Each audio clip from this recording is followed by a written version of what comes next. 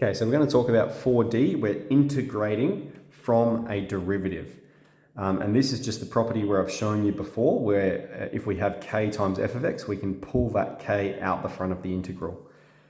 Now, one thing I'll point out, this is like a bit of an example here. So it says if we have the integral of 3x, right, that's going to be 3 times the integral of x with regards to dx. Now, we've seen the integral of x is going to, that's x to the 1, isn't it? And when we integrate it, it's going to be x to the 1 plus 1 on top of 1 plus 1. That's the formula we've seen. Maybe I'll write that out again. The integral of x to the n is x to the n plus 1 on n plus 1. And so that's what we're applying here. If we have, so we're saying what's the integral of x to the 1? It's going to be x to the 1 plus 1 on top of 1 plus 1. That is x to the 2 on 2. And we've got this 3 hanging out the front. But then you're going to start to see these popping up in the solution, these plus c. And you're like, well, why is there a plus c there?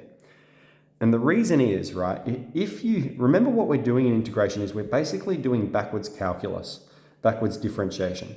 So if you have x squared on 2 plus 5, right, and I differentiate this, if you're going to differentiate this with regards to x, okay, we're going to have 2x on 2 plus, and this 5, the derivative of 5 is 0. So that just disappears, and that would simplify to be x.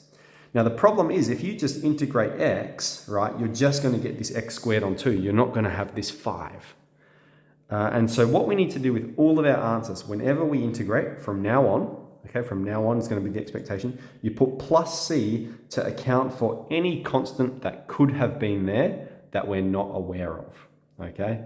So anytime we're performing what we call an indefinite integral, this is an indefinite integral because it doesn't have a boundary, we're going to put plus c in our final answer, okay? So let's get into this one here. Find the derivative of x to the 4 take 3x squared. So I'm going to do that on this paper here, so we've got a bit more space. So it says find d on dx of x to the 4 take 3x squared. Okay, so that's going to be 4x to the 3 take 6x.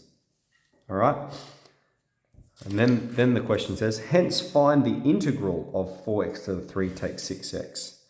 Okay, so therefore the integral of 4x to the 3 take 6x with regards to dx would be, if we differentiate this to get this, therefore if we integrate this, we're going to get this. X to the 4 take 3x squared, and we're going to put the plus c there, okay, to allow for the circumstance where there is a plus c. So that was 8. Let's do question 1. Let's do 2, which is the d on dx of cos of 3x. Now, if we differentiate cos of 3x, okay, the derivative of that will be 3 sine 3x, and it's minus 3 sine 3x. Okay? So therefore, what this means, right? Therefore, the integral of minus 3 sine 3x with regards to dx is equal to cos of 3x. All right, so we're just making the backwards statement. If you differentiate cos 3x, you get minus 3 sine 3x. Therefore, if we integrate this, we're going to get cos 3x. So then what we can do is we can pull that minus 3 out the front, can't we? Because this is what we're actually interested in. We're interested in this sine 3x. Yeah, so that's equal to cos of 3x. And then we're going to divide both sides by minus 3.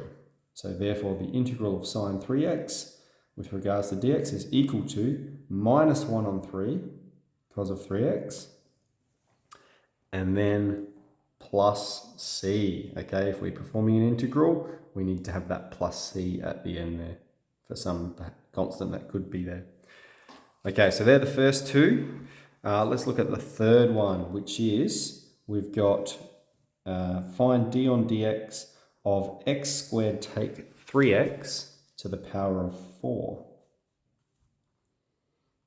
All right, so if we differentiate this, we're going to need to use the chain rule. So we're probably taking you back a bit. It's f of x to the power of n. So therefore the derivative is n f of x to the power of n take 1, and then times f dash of x.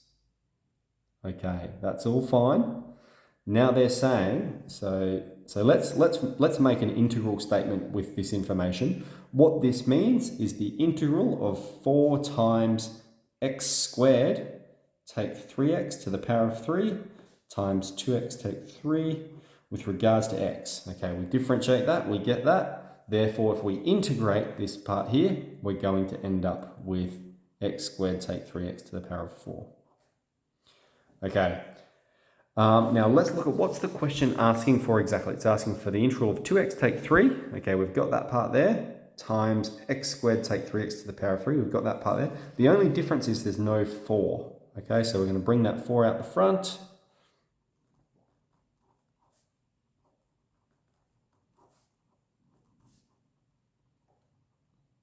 And then move the 4 over the other side.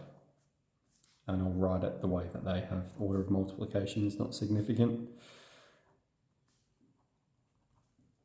X squared take 3x to the power of 4 on top of 4 plus c.